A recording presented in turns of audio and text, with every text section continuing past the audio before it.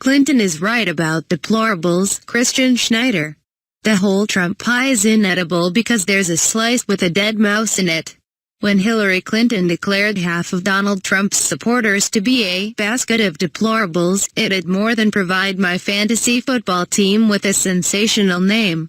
It also exposed Trump supporters, many of whom Clinton described accurately as having glass chins, dropping to the canvas as soon as Clinton grazed them with a right cross. Within 48 hours, Trump released a television ad decrying Clinton's provocation. "You know what's deplorable?" the spot's voiceover asks. "Hillary Clinton viciously demonizing hardworking people like you." Trump's histrionic, soccer-style flop continued Monday when he told the National Guard Association conference in Baltimore that Clinton divides people into baskets. As if they were not human beings. "You can't lead this nation if you have such a low opinion for its citizens," Trump told the crowd.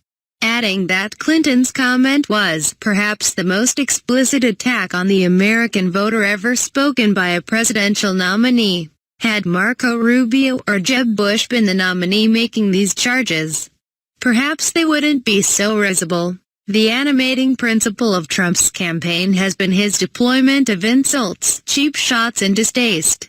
To act as if he is some paragon of campaign etiquette now tests credulity more than a rom-com in which Katherine Heigl can't find a date. It is utterly preposterous. Clinton quickly backed off of her comment, recognizing that half was a bit of hyperbolic license.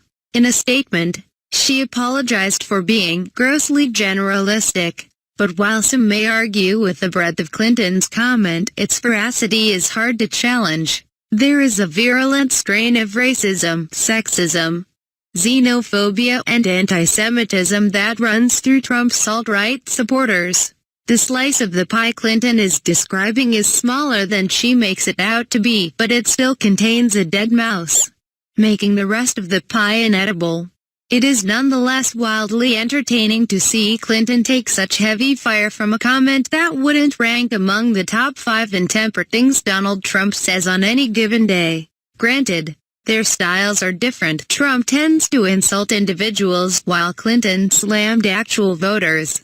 While Trump believes Mexican immigrants are murderers and rapists and Muslim immigrants are terrorist cells in waiting, he likely doesn't consider them voters. But this also has unearthed a stunning hypocrisy among Trump supporters who value tough talk and cheap shots but can't seem to handle the heat themselves.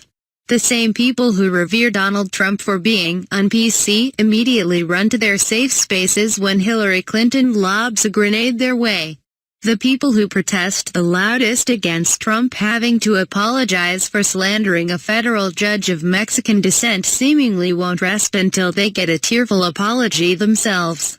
Further, in Clinton's basket of deplorables burn, she fully considered the possibility that half of Trump's supporters weren't bigots.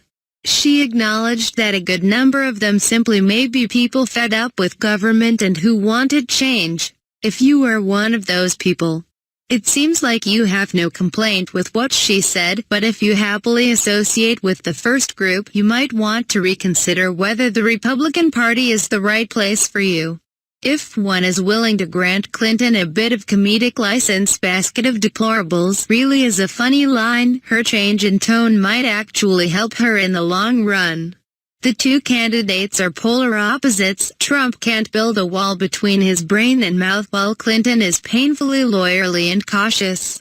This was a rare moment where it appears she said something she actually thought, not something that had been run through the public opinion Neutron 3000 before being fed into her mainframe.